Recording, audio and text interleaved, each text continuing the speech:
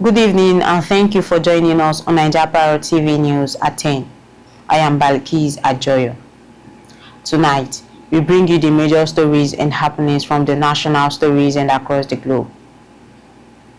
Here are the top headlines of the major story for 6th of August 2026. Governor AbdulRazaq presents new vehicles to Ilorin Emirate religious leaders. Kwara Otoge progressive endorses President Tinubu for second term. APC House of Reps candidate Rafiu Ajakaye pledged robust legislative oversight.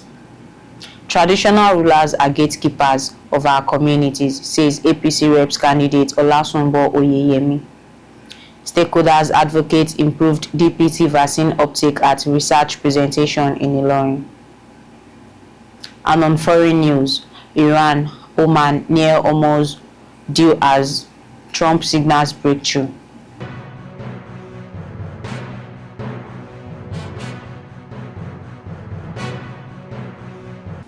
Now the news in details.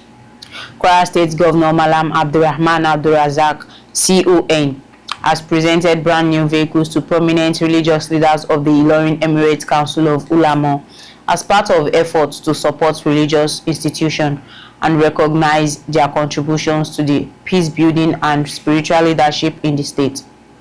The beneficiaries included Chief Imam of Ilorin, Sheikh Bashir Muhammad Dasuki, Imam Imole Sheikh Abdulhamid, and Imam Gambari, Sheikh Abdulaziz Sulaiman, who were honored for their long-standing commitment to the propagation of Islam, the promotion of peaceful coexistence, and the provision of spiritual guidance to residents of the Ilorin Emirate and Kwara State.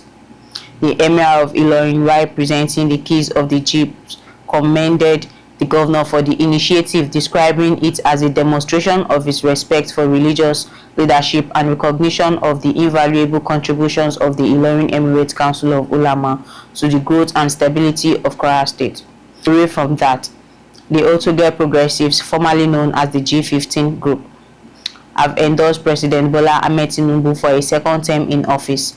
The endorsement was announced on Thursday during the Kwara G15 town hall engagement with APC stakeholders held at the Accra Center Arena in Ilorin, the Kwara State capital. Members of the group declared their support for President Tinubu's re-election bid, saying they will mobilize mass votes for President Bola Ahmed Tinubu in 2027. In another related matter, former Chief Press Secretary to the Kwara State Governor, Dr. Rafiu Ajakaye, has reaffirmed his readiness to leverage 7 years of executive governance experience to drive policy innovations, including tech security and legislative oversight in the House of Representatives. Ajakaye, who is the All Progressive Congress (APC) candidate of the Ofa Oyun Ifelodun Federal Constituency, stated this at the conclusion of a 3-day 7 local government thank you tour across Kwara South alongside party leaders and candidates. Reflecting on his transition from journalism to senior public administration, Ajakaye noted that his tenure as government spokesperson provided deep insight into governance challenges that require federal legislative intervention. Similarly, the All Progressive Congress (APC) candidate for the Ekiti Irepo Isin Okeero Federal Constituency, Honorable Olasumbo Florence Oyeyemi, has described traditional rulers as the custodians and gatekeepers of grassroots communities, praising their reception following the conclusion of the party's thank you tour across Kwara South.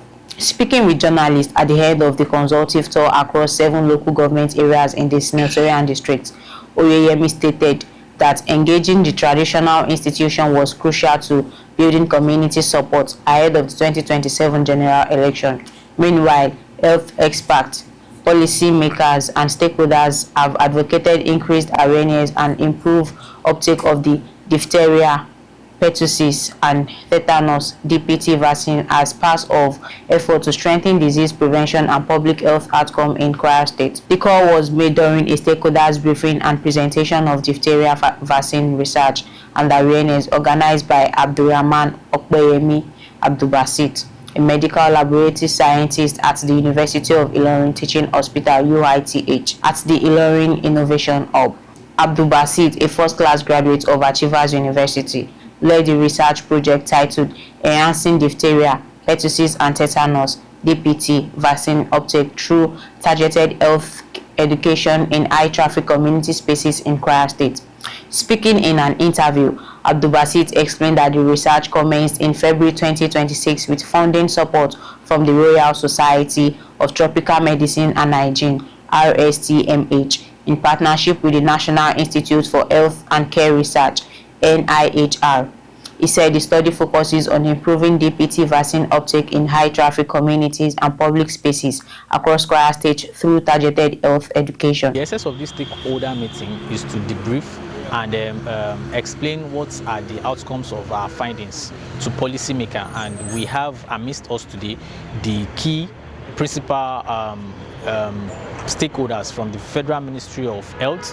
We have the state epidemiologist, we have the chief medical director of the Sobi Specialist Hospital, and we have been able to gather some findings and then hear their insights and perspective, which we are also going to put together as a policy brief to the state government and through the Honorable Commissioner for Health to serve as a policy for the general populace of Kwara State. Speaking at the event, the Chief Medical Director of Sobi Specialist Hospital, Dr. Sheikh Mohammed Sheini, Professor Abdulwasiu Oladele Azan of the Federal University of Health Science, Osun State, commended Abdulbasit's initiative, describing it as a significant contribution to public health research. We have all seen the importance of conducting a research, and we believe strongly that the outcome of their research is going to influence some policy making that will increase vaccine uptake, and of course it's going to reduce our vaccine preventable diseases in our state. I'm very happy for him to grow to this extent.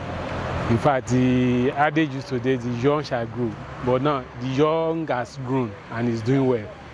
So his research expansion and activities, I'm highly delighted to be part of him to this level. Lastly, on the international scene, the country of Iran has revealed that it is in the final stage of finalizing an agreement with Oman over the Strait of Hormuz, raising hopes that one of the world's most strategic shipping routes could soon reopen after months of disruption. Iranian Foreign Ministry spokesperson Ismail Baghei said on Wednesday that the draft agreement was almost complete and that a joint statement would be issued if there were no last-minute obstacles. The development comes as United States President Donald Trump expressed optimism that a breakthrough could be announced within days, saying a lot of progress has been made. And that concludes our news for tonight. Stay connected with us. Follow us on all social media platforms and visit www.9japarrotTV.com for more breaking news and in-depth report. I am Balikis Ajoyo. Thank you for watching. Good night.